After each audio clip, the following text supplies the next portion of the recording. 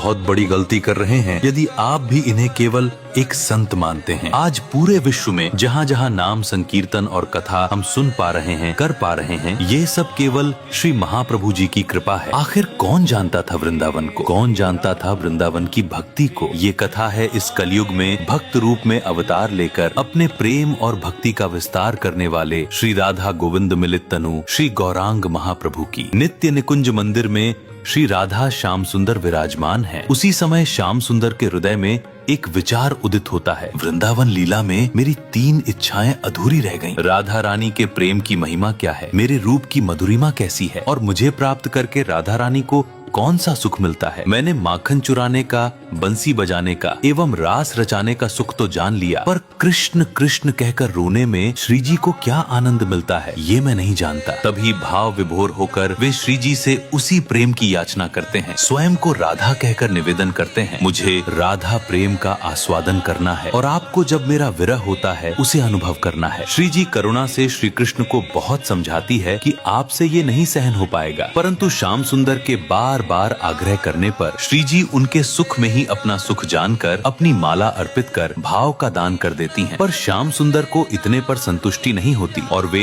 श्री जी की अंग कांति की भी याचना करते हैं। तब श्री जी अपनी पीली चुंदरी अर्पित कर अपनी स्वर्णिम अंग कांति भी प्रदान कर देती हैं। गोविंद सो गो लियो, राधा सो लियो रा, 2 मिल एकै भय, प्रगट भय गौरा। यही है पृथ्वी पर महाप्रभु के अवतार की भूमिका। विक्रम संवत 1542 जब यवनों का आतंक चारों ओर फैला हुआ था, खुले रूप से संकीर्तन करने पर हिंदुओं की हत्या तक कर दी जाती थी। ऐसे समय में महाशिव और महाविष्णु के संयुक्त अवतार श्री अद्वैताचार्य प्रभु ने महाप्रभु के आगमन से पूर्व नित्यानंद प्रभु एवं अन्य पार्षदों सहित अवतार धारण किया। प्रतिदिन 1 लाख युगल तुलसी दल गोपाल मंत्र के साथ शालिग्राम जी पर अर्पित किए। उनके कठोर तप और करुण पुकार ने नित्य निकुंज में विराजमान श्री राधा गोविंद को मिलित स्वरूप से अवतार लेने के लिए विवश कर दिया। तब अपने बहिरंग प्रयोजन अर्थात नाम संकीर्तन का प्रचार और अंतरंग प्रयोजन अर्थात राधा रानी के प्रेम का आस्वादन, इन दोनों की पूर्ति हेतु श्री कृष्ण राधा रानी का भाव और अंग कांति धारण कर महाप्रभु के रूप में नवद्वीप में पिता श्री जगन्नाथ मिश्र और माता शची देवी के यहाँ विक्रम संवत 1542 फाल्गुन शुक्ल पूर्णिमा को प्रकट हुए। ऐसे कठिन समय में महाप्रभु ने नाम संकीर्तन की महिमा को और वृंदावन की महिमा को संपूर्ण जगत में प्रकट किया और आज